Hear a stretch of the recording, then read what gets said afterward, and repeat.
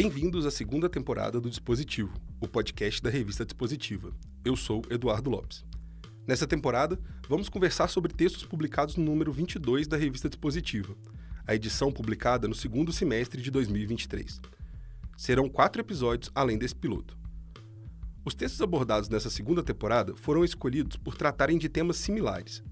Todos eles abordam objetos de pesquisa que estão relacionados com 2 fenômenos contemporâneos muito importantes para a nossa sociedade: o neoliberalismo e a plataformização dos processos sociais. Nossos convidados são Ana Bentes, autora do texto Self-Influencer, um novo modelo de subjetividade neoliberal nas práticas da comunicação social; Carlise Schneider e Caio Mota, autores do artigo Eventos Estratégicos, Visibilidade de Algoritmos, Influenciadores Digitais e a Criação de Conteúdo; Denise Barros do Prado e Marcela Paterlini, que escreveram o texto Neoliberalismo, Precarização do Trabalho e Sentimento de Liberdade em Estou Me Guardando para Quando o Carnaval Chegar; e Gustavo Padovani, autor do texto La Casa Digital, Reality Show como Estratégia de Vendas de um Mundo Plataformizado.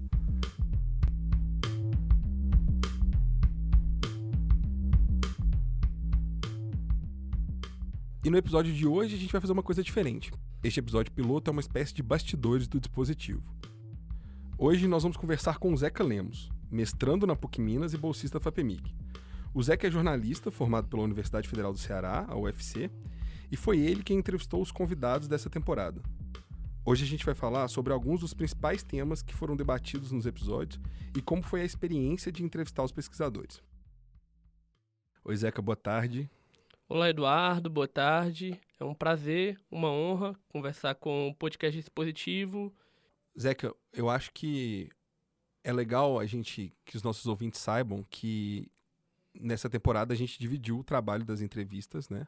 Até porque você é jornalista, então a gente aproveitou da sua expertise como jornalista para que você entrevistasse os pesquisadores. E eu queria hoje aqui conversar um pouco sobre essa experiência, sobre quais foram os principais assuntos que surgiram nessas conversas, que nessa temporada, por mais que a gente tenha textos diferentes entre si, de temáticas diferentes, tem alguns temas que passam por todos eles, né? Principalmente neoliberalismo, plataformização do trabalho, e eu acho que é interessante a gente ver o que esses textos têm em comum, o que essas entrevistas trouxeram à tona de mais interessante desses temas.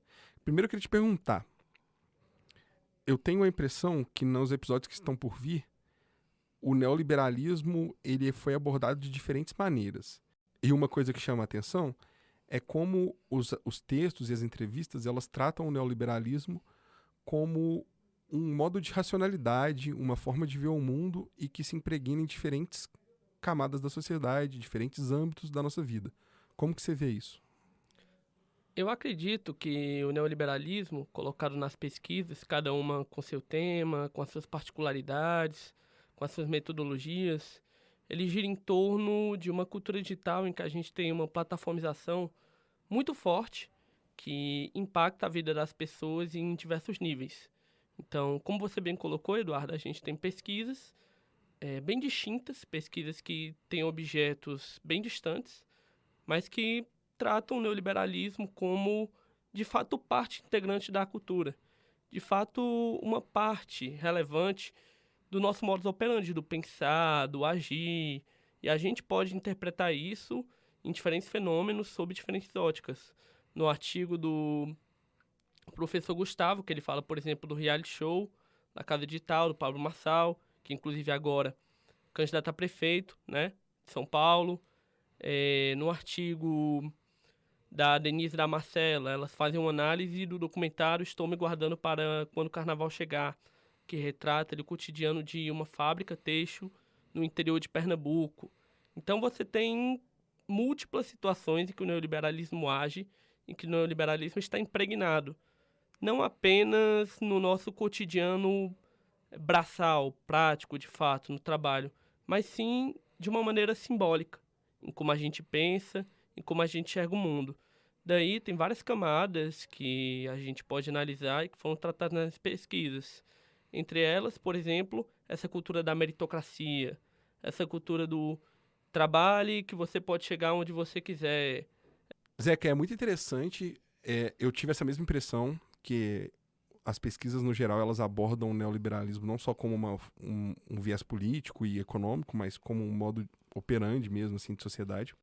E você tocou aí num ponto que eu acho que é fundamental e que eu acho que está muito atrelado ao neoliberalismo, que é a plataformização. A gente viu nos textos que vão ser abordados nessa temporada a plataformização agindo em diversos âmbitos.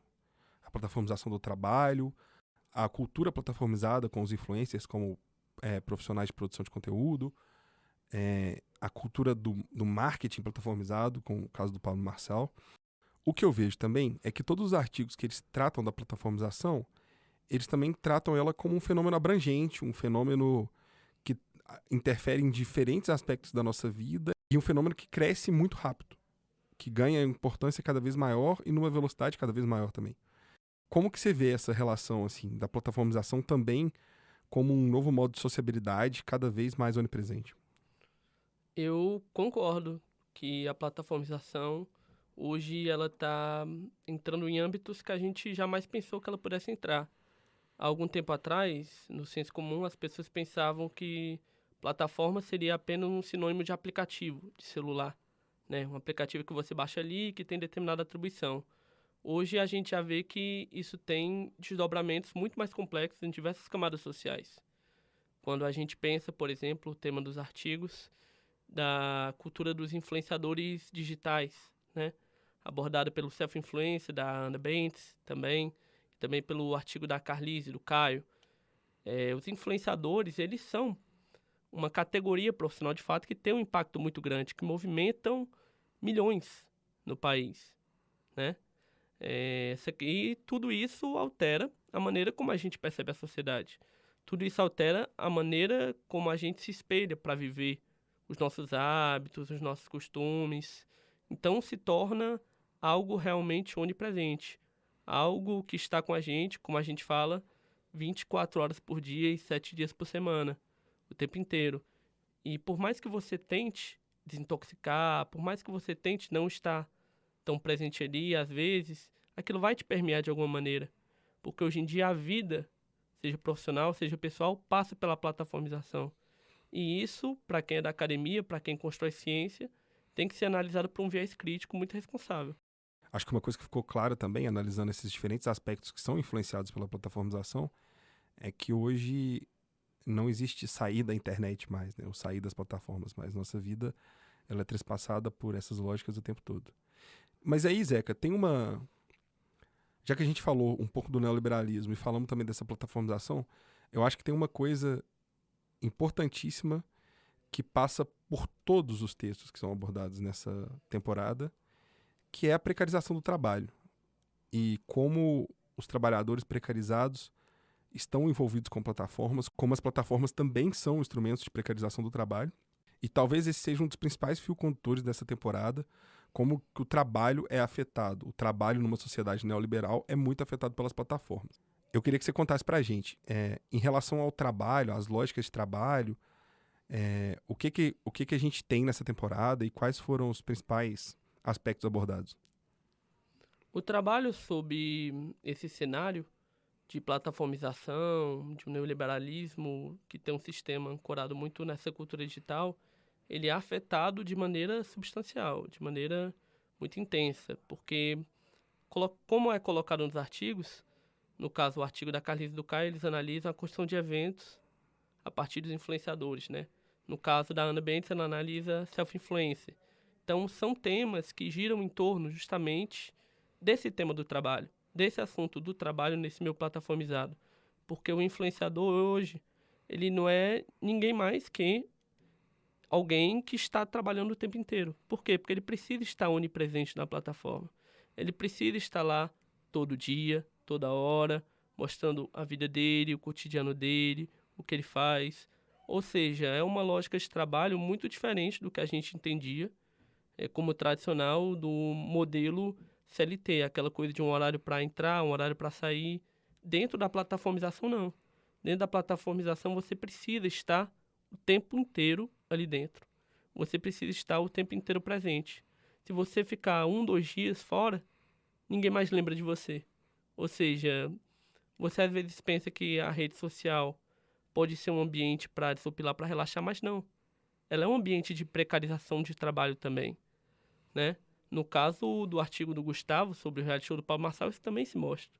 Quando ele fala, né, nas práticas engendradas pelo reality show, que você pode trabalhar de onde você quiser e quando você quiser, de quaisquer maneiras. Isso é uma ilusão vendida para você acreditar que você faz seu horário, mas não. No final das contas, é só trabalho precarizado mesmo. Exatamente. No final das contas, você está trabalhando muito mais do que trabalharia no formato tradicional e muitas vezes até ganhando menos, né? Então, é uma ilusão que se vende dessa cultura neoliberal, da cultura digital, de que tudo vai melhorar, que tudo é mais flexível. Na verdade, não. Na verdade, só existe uma precarização maior. E todos os artigos abordam isso sob óticas diferentes. Alguns, como o da Ana, o da Carlise, falam sobre uma ótica mais dos eventos, dos influenciadores. Outros sobre a ótica da análise de um reality show, como o do Gustavo. O outro, da Marcela e da Denise, fala mais analisando um documentário, né? Mas todos mostrando os impactos desse neoliberalismo, desse trabalho precarizado nessas múltiplas frentes.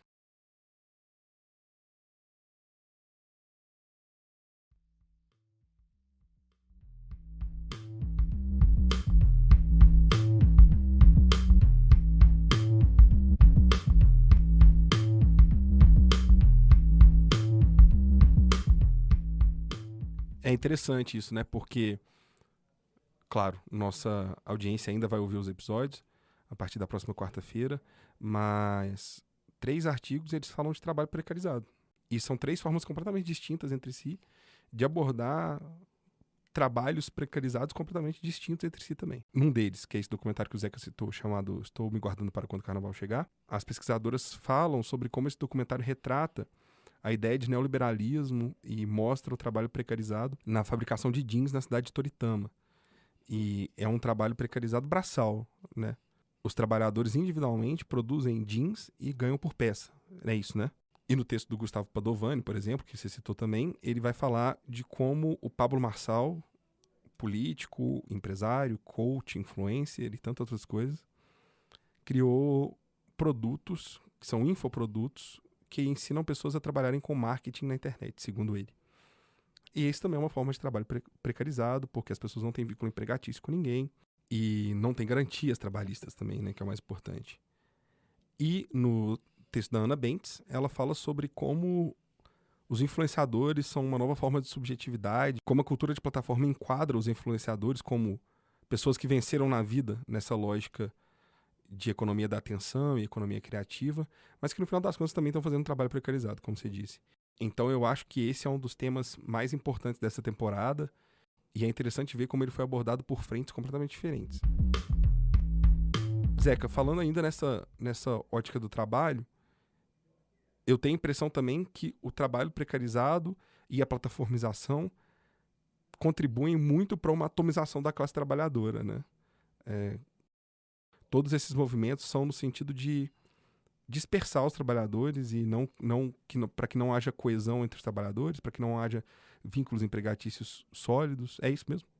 Com certeza. Eu acho que se constitui, de fato, como um esforço deliberado, como um projeto para construir um imaginário de que é melhor para o trabalhador ele não ter direitos, é melhor para o trabalhador ele não ter garantias. Existe muito essa tentativa de tentar construir essa crença de que você pode trabalhar de maneira flexível, você pode trabalhar de onde você quiser, você pode trabalhar como você quiser, plantada, por exemplo, por essa questão do marketing digital, colocada pelo Pablo Marçal no reality dele, né? Então, para às vezes um profissional que trabalha de muitas horas por dia, tem uma demanda muito grande, aquilo é tentador, né? Aquilo é algo que parece um sonho, que parece algo diferente, mas na realidade é apenas ilusão. Na realidade é mais precarizado ainda, né? E é complicado porque para o sistema de modo geral, quando a gente pensa uma ótica neoliberal, capitalista, é melhor que o trabalhador não pense criticamente. É melhor que o trabalhador reflita da seguinte maneira: eu sou dono do meu trabalho e eu faço o que eu quiser. Porque desse modo, se ele não tem pensamento crítico, ele não vai se revoltar. Então não vai exigir o que é de direito dele. Ele não vai exigir condições dignas, por quê? Porque ele acha que merece aquilo, né? Então, é um projeto deliberado. É um esforço muito grande de fato, tornar o trabalhador como acrítico, como apolítico. E disperso também, né? Eu acho que é um projeto para que não haja essa coesão da classe trabalhadora e que não haja essa visão por parte do trabalhador como integrante da massa trabalhadora, da classe trabalhadora. Então é isso, né, Zé? Que eu acho que o que está sendo vendido como liberdade e faça você mesmo e seja o dono do seu próprio destino, às vezes é só precarização do trabalho.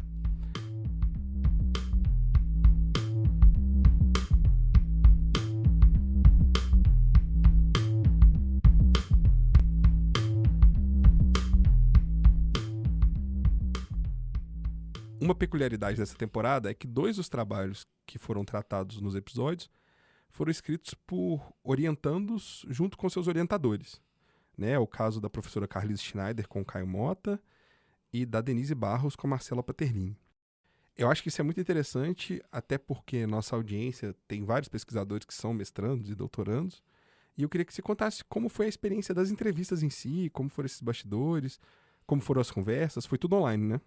Sim, todas as entrevistas foram feitas virtualmente, de maneira online, por plataformas chamadas de áudio.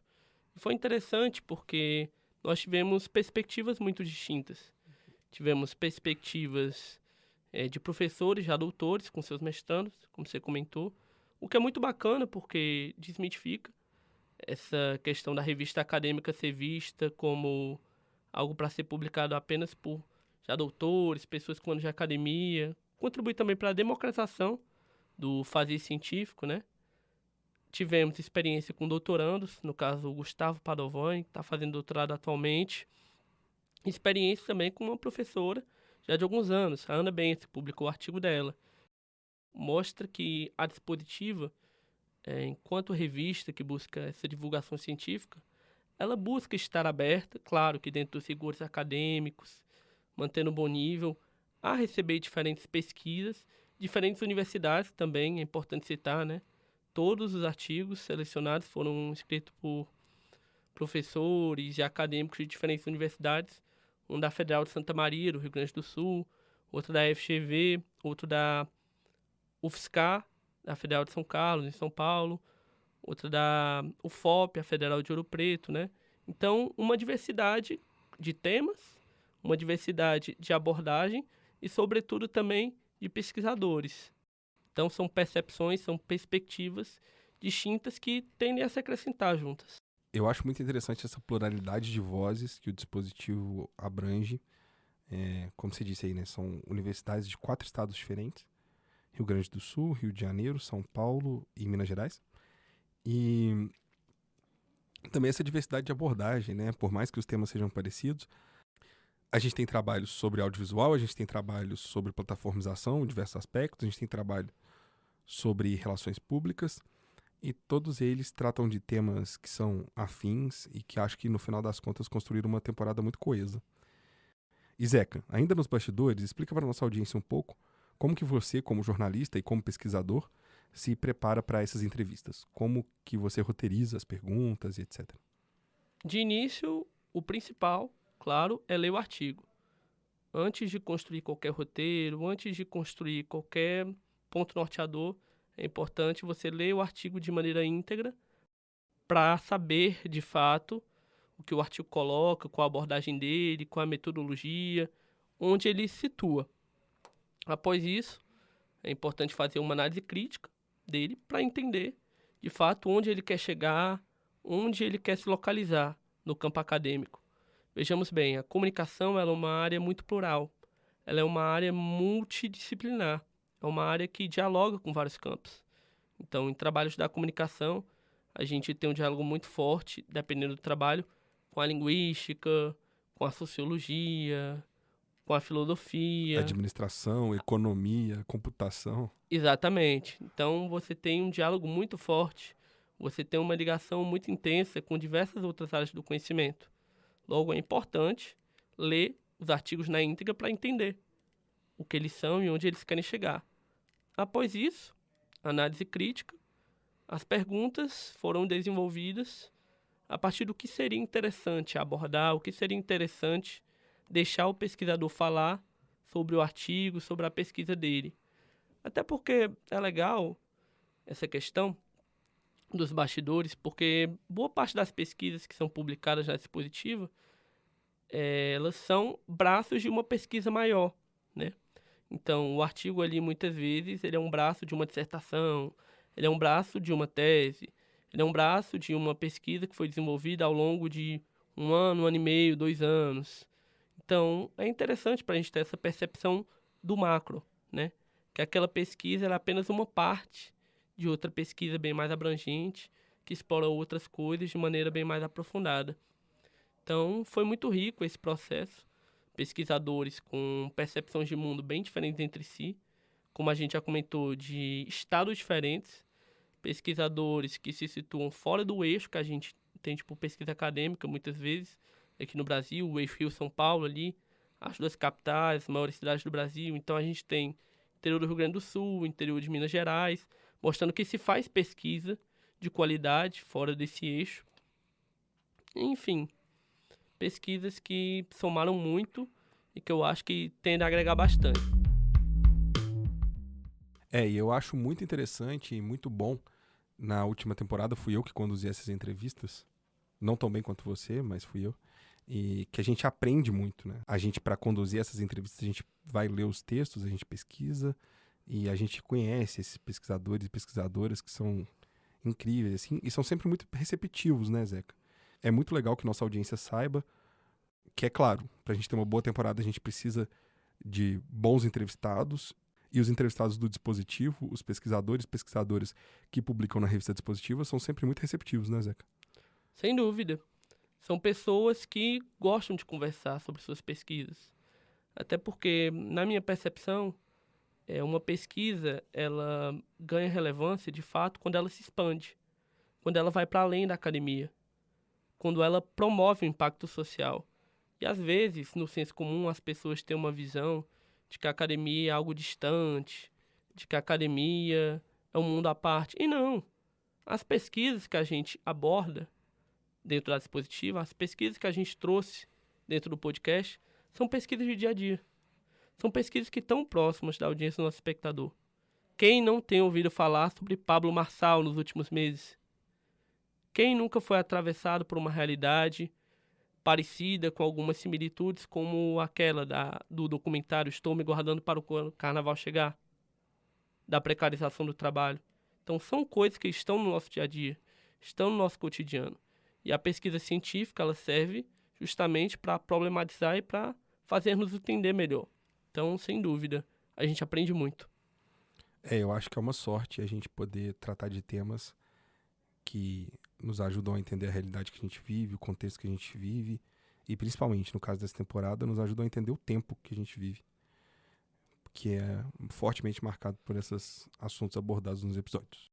Bom, Zeca, pra gente fechar, eu queria que você falasse para os nossos ouvintes como foi essa experiência de entrevistar esses pesquisadores, o que você vê dessa temporada, o que você espera dos episódios que estão por vir, e convidar nossos ouvintes para ouvir os próximos 4 episódios dessa segunda temporada.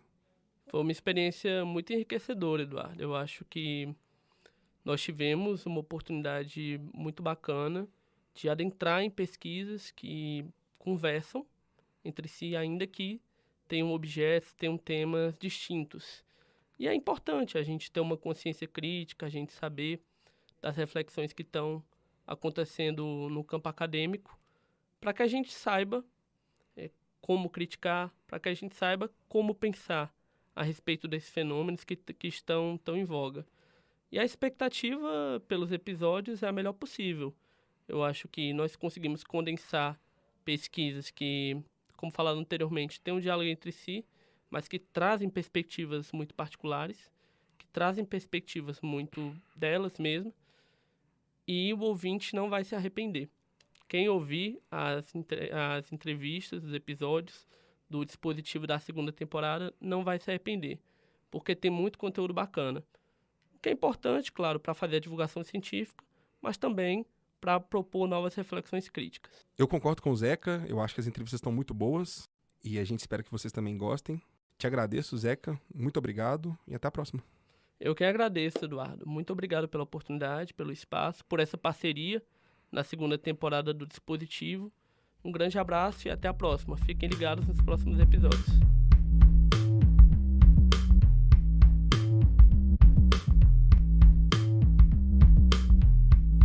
O primeiro episódio da nova temporada vai ao ar na quarta-feira da semana que vem. Os episódios serão semanais, sempre às quartas. Acompanhe a Dispositiva nas mídias sociais. No Instagram é @Revista Dispositiva. No LinkedIn e Facebook é só buscar por Revista Dispositiva que você nos encontra. Se inscreva também na nossa newsletter, o Correio da Dispositiva. Todo mês, os assinantes recebem gratuitamente um texto, assinado por um pesquisador convidado sobre algum dos temas de interesse de pesquisa no campo da comunicação. Para se inscrever, acesse revistadispositiva.substack.com. Todos os nossos perfis em mídias sociais e a newsletter também estão linkados aqui na descrição do episódio. A locução foi gravada com o apoio técnico do Laboratório de Áudio da Faculdade de Comunicação e Artes da PUC-Minas. Essa temporada do podcast Dispositivo foi produzida por André Veloso, Eduardo Lopes, Samuel Rubens e Zeca Lemos, sob coordenação de Verônica Soares. A revista Dispositiva é gerida pelos programas de pós-graduação em Comunicação Social da PUC-Minas e da UFMG. A revista tem o apoio da FAPEMIG para ações de divulgação da ciência, da tecnologia e da inovação. Este episódio usou áudio de Splice. Muito obrigado e até semana que vem.